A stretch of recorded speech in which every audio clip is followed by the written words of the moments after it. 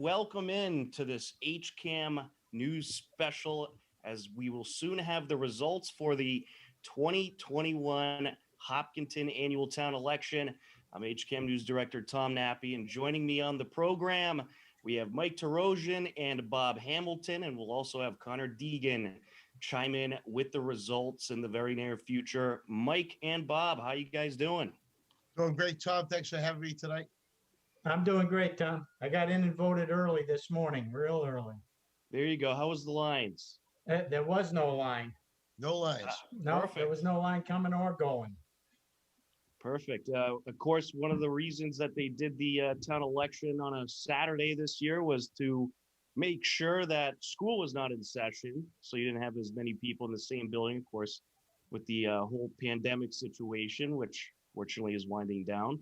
Right. And it seemed to have worked out really well from what you guys saw. How do you think this year's town election worked out? Well, you know what? We had such a light turnout, Tom, at the town meeting, of course, typical 1%, but you had no lines. I was there like 8:30, 8:35 this morning, and the numbers, they were just trickling in because, youth sports are up. So I got to watch some parents come in with their kids, and things were kind of light, but, it's not a huge election. We have only one contested race this year here for school committee.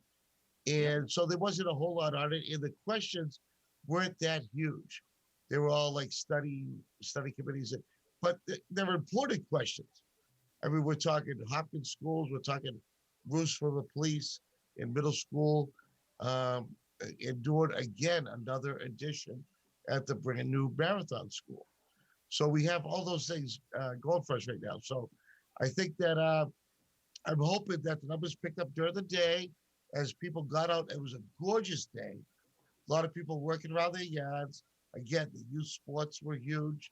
And of course, it was a Saturday, a whole different feel than the normal Monday election time, where you have that morning rush before work, you have that lunchtime rush, and then of course you have the ride home until the polls close, which they had now closed at 8:00. They closed 2 minutes ago. Yeah, you wonder if this will be something they do again in the future, having the town election on a Saturday. So it gives people an opportunity to kind of go in there whenever during the day for the most part. Right. And they don't have to worry about rush hour and stuff like that. Right. A lot of people didn't get to see, and I had some pictures up from other projects that I was working on, that the Brown Gym was wall-to-wall tables and chairs. I mean, the bleachers were up against the wall, and it was from front to back, tables and chairs, because they used it for classrooms and for lunches. So the reason they didn't have it on Monday, because they would have no place for these kids to go to lunch. So they moved everything to Saturday, where they were able to take everything down on Friday and open it up to the full election polling area that we're used to. The other thing, Mike, about that was that they also didn't have the students. Right. So that all the kids were gone. There were no kids around. We can open up the gym to have the election take place. And it was very good for the election workers. Some of them, at least most of them, are volunteers. And to have it on a Saturday is much better than just trying to go in there during the week. And Monday, even though it's for them, a lot of them, a holiday. And in most cases, it could be a disruption. This way on the weekend, it's easy to schedule. Correct. You know what? Could this be a new trend? We don't know. I mean, we got town meeting done in a day, 6 hours, right? I think it was 5.5, 6 hours by the time we were done. And could this be a new trend? I don't know. A lot of people like to do business during the week after dinner time. That's why the Monday, Tuesday, Wednesday works for us. The big thing here with today, talking to the election workers, when I went in, of course, I go into precinct 1 where I am, and I did my thing. And then, of course, they let me go around.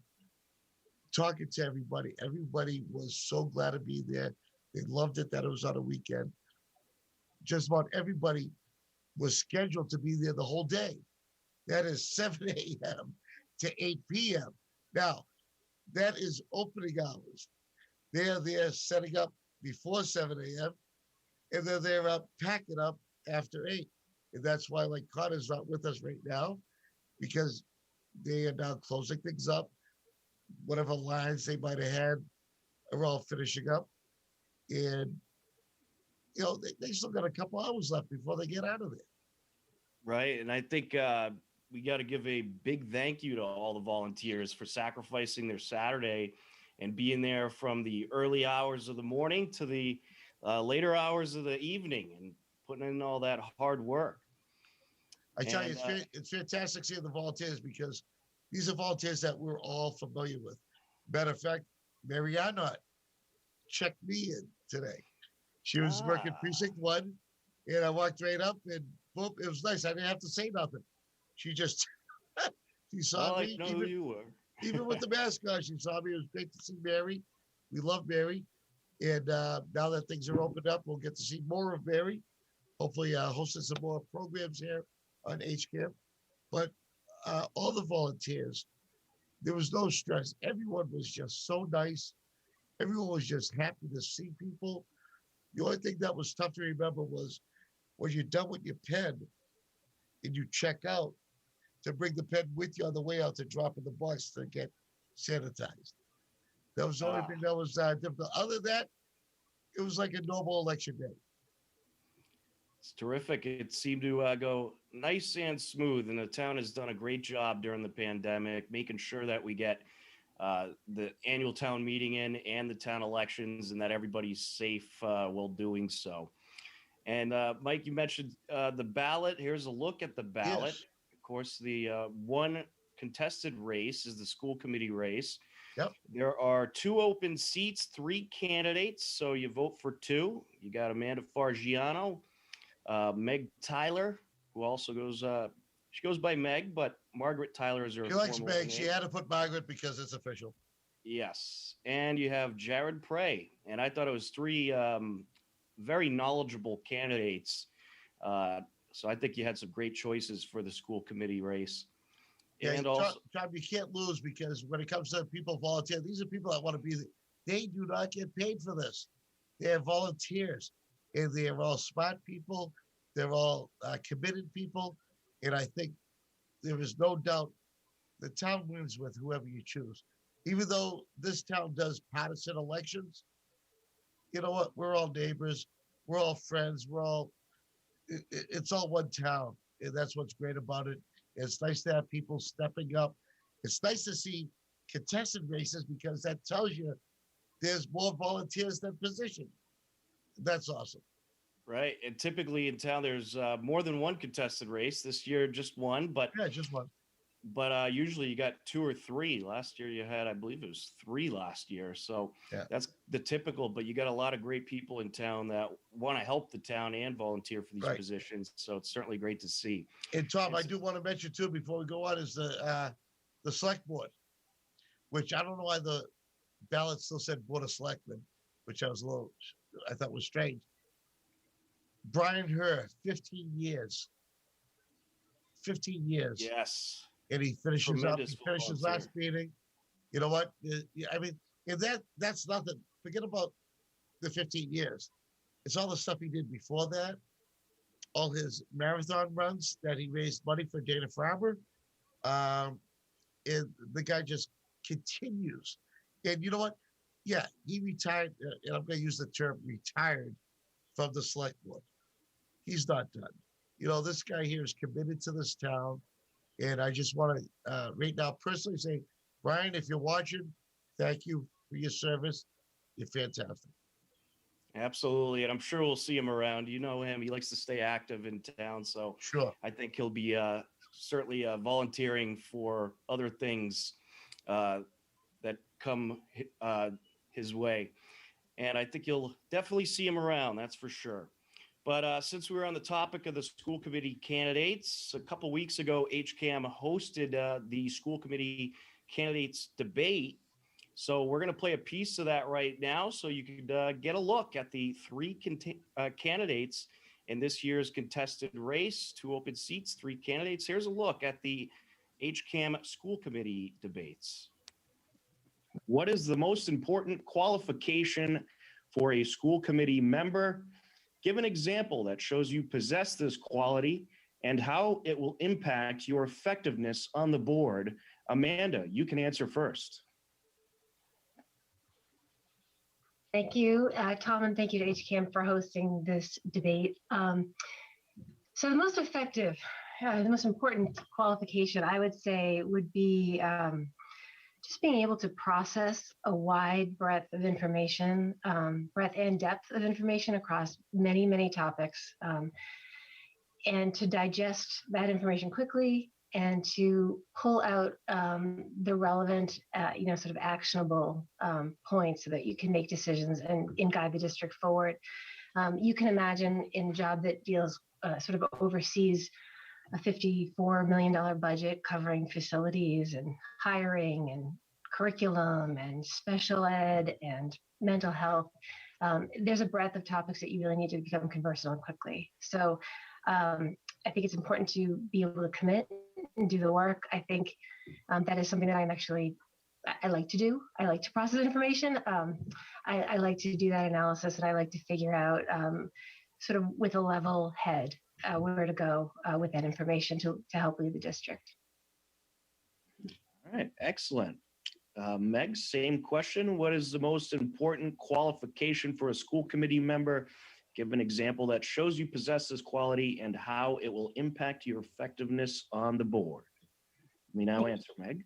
Thank you, Tom. One quality that I think is absolutely crucial is the ability to listen and then to integrate into your own thinking opposing points of view. The 5 of us have very strong personalities on the school committee, and we have to talk about a lot of very sensitive topics and very important topics. We don't always agree with each other, but I have learned so much from listening closely, especially to points of view that I don't agree with.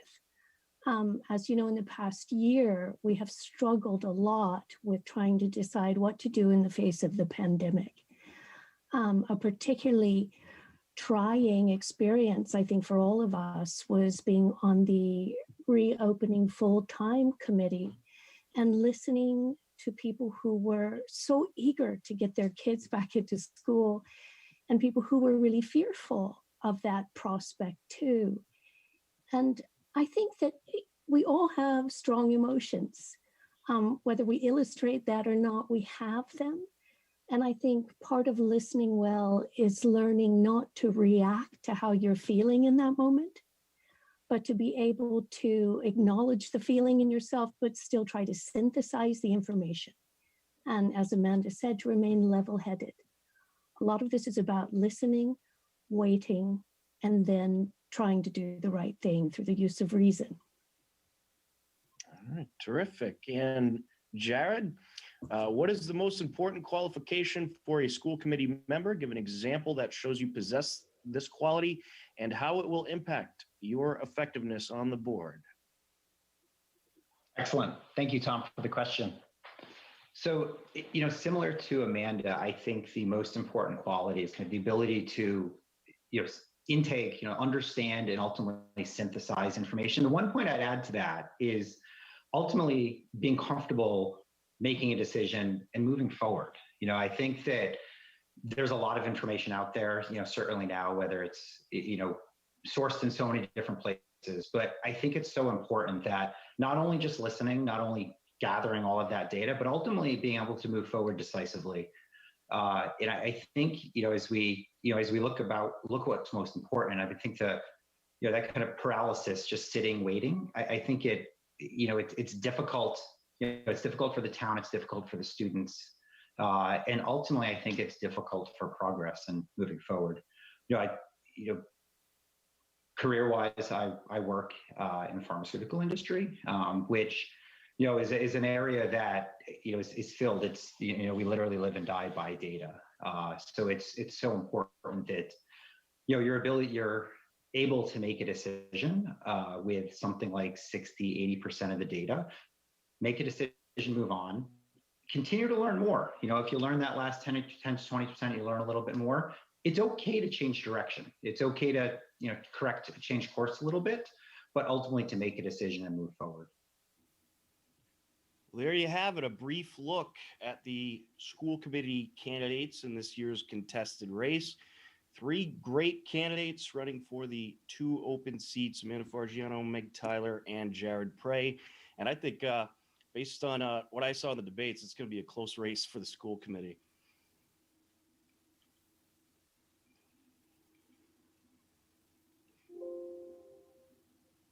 Mike, you're muted.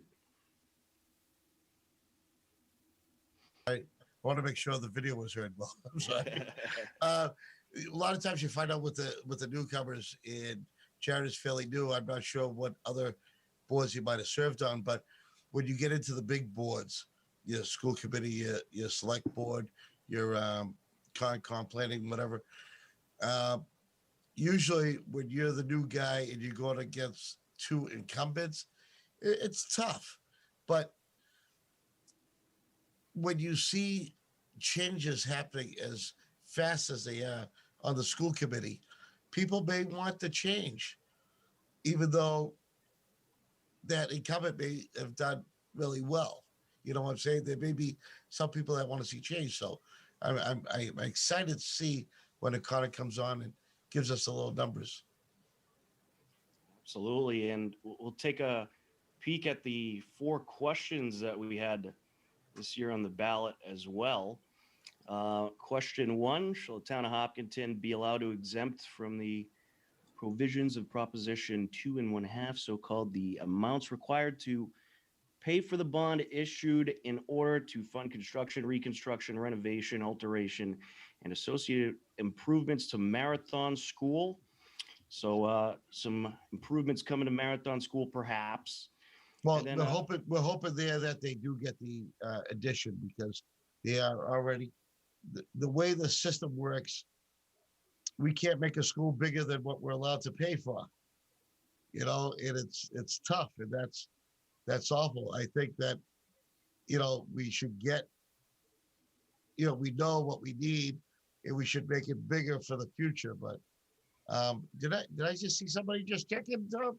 ooh, it looks like we may have the town clerk here, Connor Deegan. Connor, you're still muted, but there you go. Hi there, folks. Hey, Hi, Connor. How's it going this evening? Connor, how come you don't look tired? You look like well rested. I mean, I saw you at 8:30 this morning, and you were like chipper and all about, and you look exactly the same. I'll tell you, caffeine is a wonderful thing.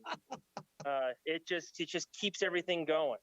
I'm on 2 hours of sleep, a lot of caffeine, a couple donuts. That's all you need to just keep it going. A couple donuts? Just 2. Breakfast and lunch. There you go. So, Connor, you get some news for us. I do. So I have them currently just broken down by precinct. So I'm going to go 1 precinct at a time, and I'll have more solid results sent out to you guys later. Absolutely. So starting off for precinct 1 for the Board of Selectmen, Irfan Nasrullah, 181. Muriel Kramer, 171 or 174. Write-ins, 7. Total votes, 362 with 92 blanks. Board of Assessors, Leslie Fakari, 186. Write-ins, 1. Blanks, 40. Board of Health, Regina Miloslavsky, 186. Write-ins, 0. Blanks, 41. Board of Library Trustees, Stanley Polnick, 190. Write-ins, 0. Blanks, 37. Cemetery Commissioner, Thomas Pratt, 185. Write-ins, 1. Blanks, 41. Cemetery Commissioner, Kyla McSweeney, 180. This is for the unexpired term. Sorry to clarify. This is the 1-year term. Kyla McSweeney is 180. Write-in, 1. blanks 46. Commissioners of Trust Funds, Melissa Hayes, 178. Write-in 0, blanks 49. Constable Francis Durso, 178. Write-in 1, blanks 48. Commissioners of Parks and Recreation, Daniel Terry, 176. Amy Lynn O'Donnell, 182. Write-ins 2, blanks 94. Housing Authority, John Morris, 178. Write-in 0, blanks 49. Planning Board, Robert Carl Benson Jr., 182. David Paul, 164. Write-ins 1, blanks 107. Planning Board unexpired term, Francis DeYoung, 174. Write-ins 3, blanks 50. School Committee, Amanda Fargiano, 176. Margaret Tyler, 149. Jared Cray, 77. Write-ins 3, blanks 49. Question 1, yes, 148. No, 72. Blanks 7. Question 2, yes, 177. No, 43. Blanks 7. Question 3, yes, 177. No, 43. Blanks 7. Question 4, yes, 173. No, 47. Blanks 7. Precinct 2. Selectman Nasrullah, 176. Kramer, 163. Write-ins 9. Blanks 108. Assessors, Bakari, 177. Write-in 2. Blanks 49. Board of Health, Miloslavsky, 174. Write-in 2. Blanks 52. Board of Library Trustees, Polnick, 174. Write-in 2. Blanks 52. Cemetery Commissioner, Pratt, 176. Write-in 2. Blanks 50. Cemetery Commissioner unexpired term, McSweeney, 174. Write-in 2. Blanks 52. Commissioner of Trust Funds, Hayes, 169. Write-in 2. Blanks 57. Constable Durso, 164. Write-in 3. Blank 61. Parks and Recreation, Terry, 167. O'Donnell, 166. Write-in 3. Blanks 120. Housing Authority, Morris, 168. Write-in 2. Blanks 58. Planning Board, Benson, 163. Paul, 160. Write-in 2. Blanks 131. Planning Board unexpired term, DeYoung, 170. Write-in 1. Blanks 57. School Committee, Fargiano, 162. Tyler, 137. Cray, 112. Write-in 4. Blanks 41. Question 1, yes, 146. No, 69. Blanks 13. Question 2, yes, 171. No, 44. Blanks 13. Question 3, 168. Yes. No, 46. Blanks 14. Question 4, yes, 161. No, 53. Blanks 14.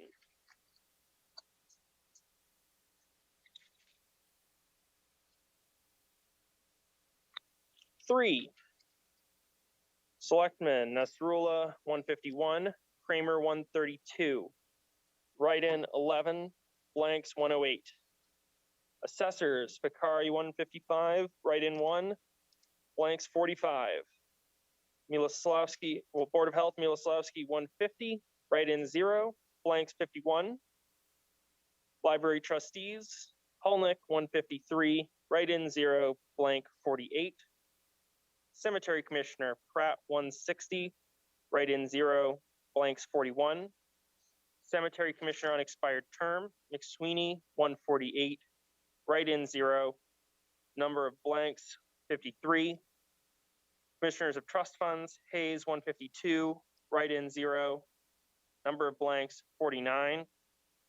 Constable, Durso 136, write-in 1, blanks 64. Commissioners, Parks and Recreation, Terry 140, O'Donnell 144, write-in 1, blank 117. Housing Authority, Morris 148, write-in 0, blanks 53. Planning Board, Benson 143, Paul 131, write-in 1, blanks 127. Planning Board unexpired, DeYoung 140, write-in 1, blank 60. School Committee, Fargiano 140, Tyler 124, Prey 81, write-in 6, blanks 51.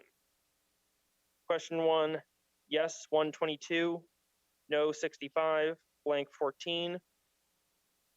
Sorry, that was question 1. Question 2, yes 146, no 41, blanks 14.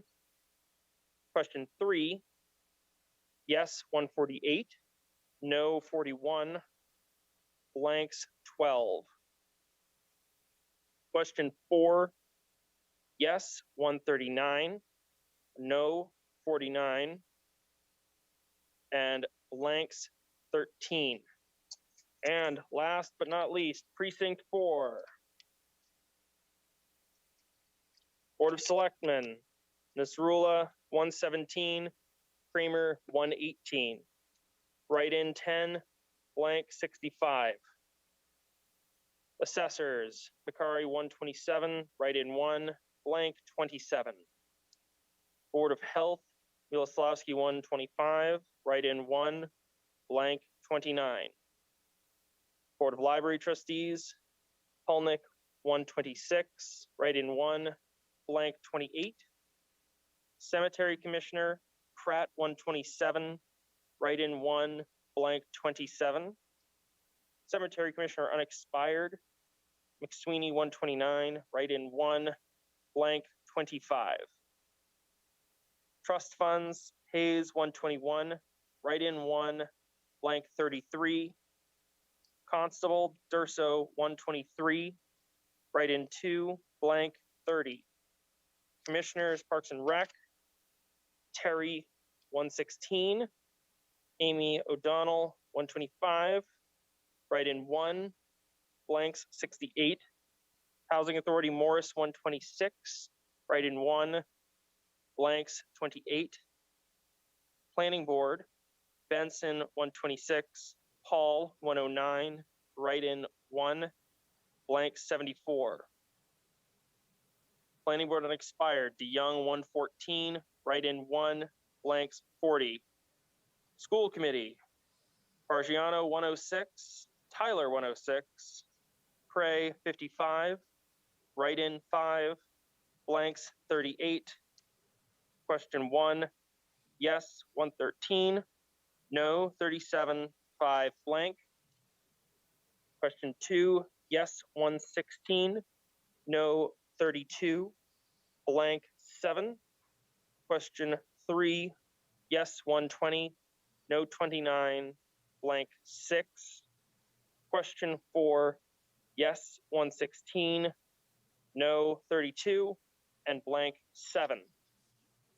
And those are our totals by precinct for the 2021 annual town election.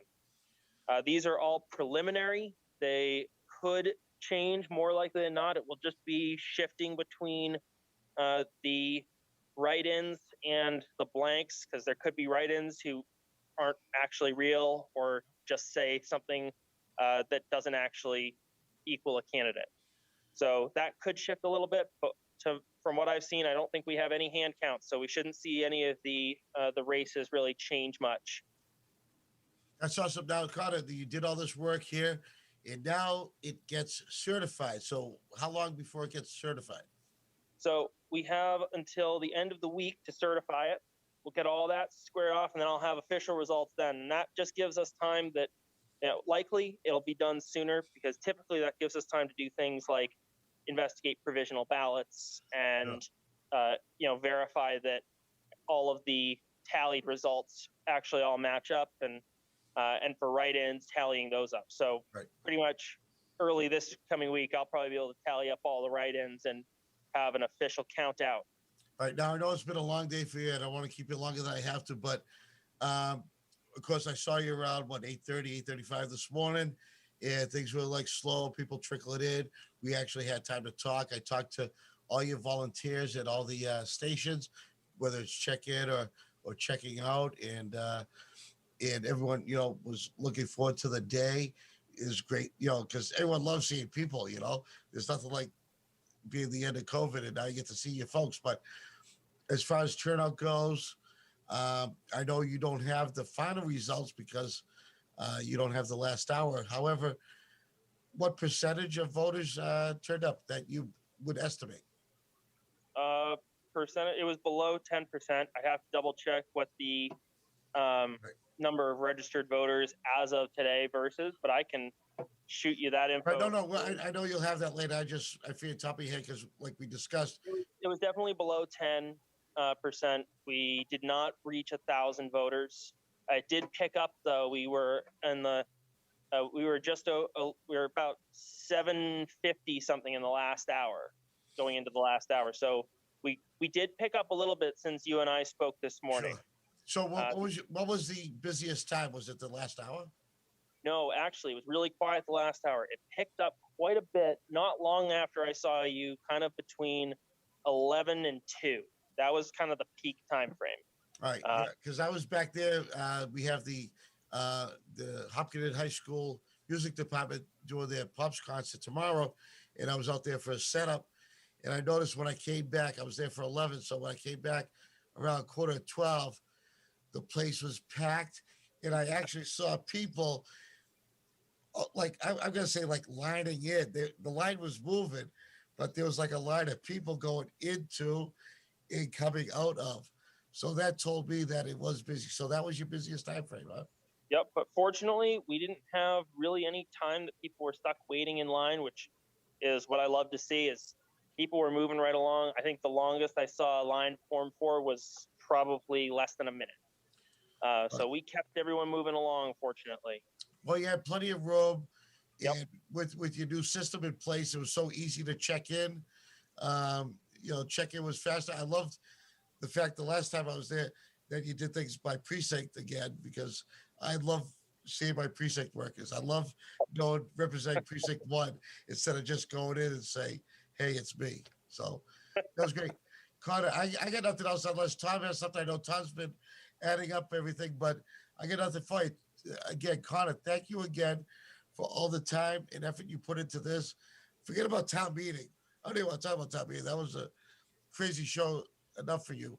But everything that you do for us, thank you. And thank you for giving us this time and give us the results. I'm happy to do it. Just keep in mind, this is a team effort. I could not do this without my amazing staff in my office, my fantastic election workers.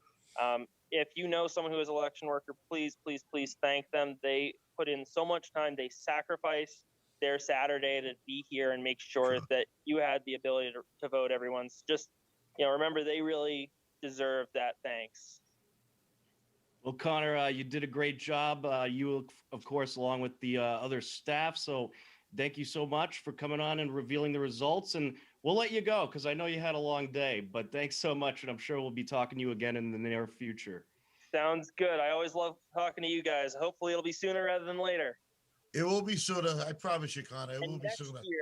Next year, I expect that we'll be back here in this auditorium for the result reading. Doing it live. Oh, I kidding me? You think I like being in my house? I'd rather be there with you in front of that stage It's so much And more having you exciting. I come in, can't you wait get the for nice it. podium. It's great. Do you think we'll ever see another town election on a Saturday? I hope we never see another town election on a Saturday again. Well put, Connor. Well put. Thank All you. right, Connor. Well, thank you Thanks, so guys. much. Thanks for the coverage. I appreciate it. So All right. I heard a lot of the same numbers, Tom. You know, when you're listening. So that contested race, which is Yep. the one that I'm worried about. How'd we do? What happened? All right. Well, based on my math, which is, 50-50. No, We know your math, yes. Amanda Fargiano, she had the most votes with 584 total. And of course, these are unofficial results. And Meg Tyler had the second most with 486. So Amanda Fargiano, Meg Tyler will be back on the school committee. And Jared Prey, he had 325. And I would say that's a pretty great result for a first-time candidate. Absolutely, especially with only 10% of the town showing up. And even if you run and lose, there's nothing to be ashamed of. I mean, just No. you're making a great effort to serve the community, and it's an honorable thing. So, And there's tons of other volunteer positions out there. right. So, again, Amanda Fargiano, 584, Meg Tyler, 486, Jared Prey, 325. Congratulations to all three candidates on a very well ran race. And all the questions, Tom, it sounded like there was Yes. all in the yes. Yes, they are all approved. Question 1, yes, 529, no, 243. Question 2, yes, 610, no, 160. Question 3, yes, 613, no, 159. And question 4, yes, 589, no, 181. So Wow. all 4 questions have passed town election. So no, Bob, you've been here for a few years. Is this how you expected it to go today when you voted? Yeah, I thought it was pretty good. I really appreciate the fact that it was smooth sailing coming in, getting through, getting out, as opposed to the last election where it was a little more complicated. I mean, everybody was wearing masks and there wasn't really a big confusion about what to do or how to do it, but it was smooth. But I'd like to point out, and I know you guys have touched on this in the past, that, for example, Mr. Prey, that even though he didn't win his election, all of these committees, all of these boards are open to the public. Their meetings are open. If you want to run for office, if you want to see what goes on, even if you have run and you still want to make an impact on that board or that committee, you can attend those meetings in public, or you can watch them on HCAM. There's a little plug for HCAM, but that keeps you in the know, and it also reminds you of what the important things are for going forward for the next election or for a post you might want to run for in the future. Right. And you can always look at hcam.tv. We constantly have the listing of open volunteer positions. There's plenty of other boards out there other than these elected ones that you can volunteer on. Get yourself on a board, and that's how you move up. I mean, because let me tell you something. You know, you look at these candidates that were there, they just didn't jump into something and get themselves elected. They usually work their way up, just like anybody else. It's a process, and they are all unpaid volunteers, which is amazing. And I'm so glad that people do step up for these things. And seeing a contested race is great. There's nothing like it. That means more people to do the job that need it, and that's awesome. It's awesome, and that's what Hopkins famous for, is the volunteerism. Absolutely. And I think we have some of the best volunteers in the state, maybe even the world, here in Hopkinton. So it was a great town election. We'll get those results posted on our website, hcam.tv, as well as our social media.